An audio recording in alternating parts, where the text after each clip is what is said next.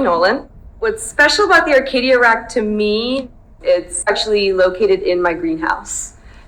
It has my baby plants in it. I actually helped to order the plants and receive them. I've been taking care of them for the past year. I've also been doing research with them. So I've been taking the biodata that the Arcadia technology is collecting and actually looking at how the plants react to human interaction. For example, I watered the plant, or I had students touch it and get excited at the plant, and it would respond. It would change the music, it would change the lights faster, and the energy just went wild when we gave it some wild energy. So it's very special to me for that reason, and it's extra special that I also get to perform to it. So I get to combine my personal fun fitness life as an artist with my full-time job as an educator and scientist.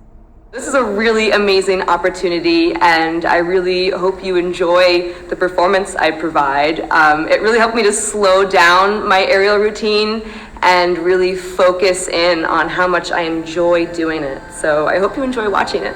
Thanks.